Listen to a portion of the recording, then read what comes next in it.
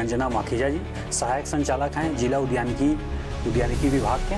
रंजना जी, फिर मैंने रायपुर से इंदिरा गांधी कृषि विश्वविद्यालय से अपनी स्नातक और स्नातकोत्तर की पढ़ाई करी। असिस्टेंट जनरल मैनेजर में भी हुआ, अनफॉर्चुनेटली कोर्ट में स्टे लग गया तो ज्वाइन नहीं कर पाई।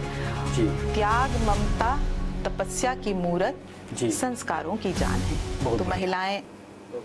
जी नमस्कार, हसदेव क्रिएटर्स हब से मैं अनुभव तिवारी। हमारे बीच आज चर्चा के लिए हैं श्रीमती रंजना माखीजा जी, सहायक संचालक हैं जिला उद्यानिकी विभाग के।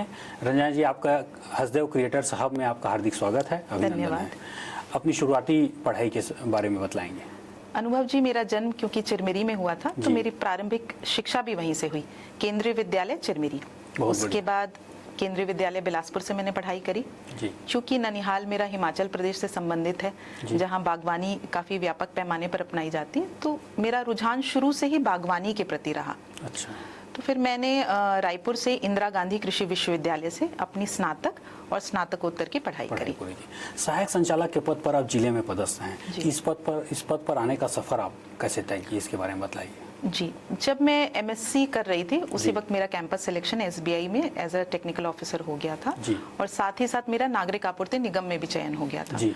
तो फिर मैंने नागरिक आपूर्ति निगम को चुना और उसमें अपनी सेवाएं दी कुछ वर्षों बहुत तक। और पैरेलली मैं अलग अलग एग्ज़ाम देते रहती थी, जैसे कि ब्रांच मैनेजर जो है स्टेट वेयर हाउस के, उसमें भी हुआ। एफसीआई असिस्टेंट जनरल मैनेजर में भी हुआ, अनफॉर्चुनेटली कोर्ट में स्टे लग गया तो ज्वाइन नहीं कर पाई। और उसके बाद फिर मेरा और भी बहुत सारे एग्ज़ाम मैं देते रहती थी, तो हुआ एसएडीओ में हुआ एग्रीकल्चर में। लेकिन अंततः शायद मुझे अपने रुझान की तरफ ही आना था, तो मैंने हॉर्टिकल्चर ज्वाइन किया फिर। जी, इतने सारे पदों पर आप रहे हैं, आपने कार्य किया है। आप बहुत लोगों की प्रेरणा, लड़कियों महिलाओं की बहुत लोगों की प्रेरणा रही होंगी। आपकी अपनी प्रेरणा कौन है? हाँ, वैसे तो बहुत सारे व्यक्तित्व हैं जो मुझे इंस्पायर करते हैं डेली लाइफ में, जिनसे मैं कुछ ना कुछ सीखती हूँ। लेकिन सावित्रीबाई फूले जी हैं जो मेरी प्रेरणा है। जी। क्योंकि जिन्होंने उस काल समय में, जबकि इतनी विषम परिस्थितियां थी, तब उन्होंने सामाजिक समानता, शिक्षा, महिलाओं के सशक्तिकरण के लिए उन्होंने बहुत अतुलनीय योगदान दिया, अतुलनीय प्रयास किया और सफलता के झंडे गाड़े। जी। तो मुझे लगता है कि जो हमारी कठिनाई है उनके सामने कुछ नहीं है। तो मैं जब भी डीमोटिवेटेड फील करती हूँ, मुझे लगता है कि मैं कुछ निराश हो रही हूँ, तो मैं अपने माइंड में उन्हीं को याद करती हूँ और फिर मुझ में वापस ऊर्जा का संचार हो जाता है। महिलाओं के लिए, महिला दिवस के अवसर पर और लड़कियों के लिए आप क्या संदेश देना चाहेंगे? महिलाओं को मैं यही कहना चाहूँगी जी। कि नारी तू सिर्फ रूप नहीं, बहुत बढ़िया। नारी तू सिर्फ रूप नहीं, संघर्षों की पहचान है। जी। त्याग, ममता, तपस्या की मूरत, जी। संस्कारों की जान है। बहुत तो बढ़िया। महिलाएं अपने सामर्थ्य को पहचाने, अपने जीवन की दशा और दिशा निर्धारण के लिए वो स्वयं से निर्णय लें और जी। खुश रहें।